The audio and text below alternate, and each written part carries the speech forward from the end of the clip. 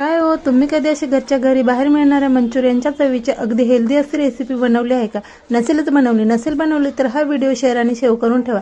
तसेच तुम्ही कुठून बघताय ते कमेंट्समध्ये नक्की सांगा, म्हणजे मला समजेल की आपला व्हिडिओ कुठेपर्यंत पोहोचत आहे. त्याकरिता 2 चपात्या घेतल्या. चपात्या ठेवून सुरीच्या साहाय्याने त्याचे कट करून घेतले. अगदी दाखवते त्याप्रमाणे हव्या त्या साईजमध्ये तुम्ही कट करून घेऊ शकता. मी उभ्या साईजमध्ये कट करून घेतलेले आहेत. सर्व चपातीचे या पद्धतीने कट करून झाल्यानंतर साईडला ठेवूया.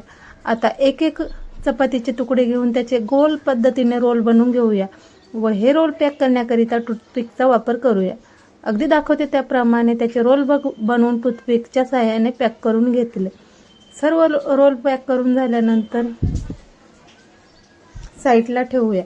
तोपर्यंत गॅसवर कढई ठेवली. कढई गरम झाल्यानंतर तेल घातले. तेल गरम झाल्यानंतर तयार केलेले एक एक रोल त्यात सोडून घेतले. बघा, ज्या वेळेस हे रोल आपण फ्राय करणार आहोत त्यावेळेस तेल मंद ते मीडियम गॅसवर फ्राय करावे. अगदी मीडियम गॅसवर फ्राय केल्यानंतर थोडेसे फास्ट करावे व अगदी कुरकुरीत होईपर्यंत फ्राय करून घ्यावे. बघा, दाखवते त्याप्रमाणे गोल्डन कलर आल्यानंतर आपले हे रोल बाहेर काढून घेऊया. आता पुढील तयारी करूया. त्याकरिता घरात असलेले सॉसेस जमा करून घेतलेले, नंतर तयार केलेल्या टूथपिकच्या काड्या काढून घेतल्या व बाजूला ठेवले. आता पुढील तयारी करूया. गॅसवर कढई ठेवली. कढई गरम झाल्यानंतर त्यात तेल घातले. तेल गरम झाल्यानंतर पांढरे तीळ घालून घेतले व घेतलेले सॉसेस घालून घेतले. नंतर तयार केलेले रोल त्यात घालून घेतले व चांगले मिक्स करून घेतले. थोडीशी त्यात गार्निश करण्याकरिता कोथिंबीर घालून घेतली, म्हणजे दिसायलाही सुंदर, चवीलाही अप्रतिम असे बाहेर मिळतात त्याप्रमाणे मंचुरियन तयार होतात.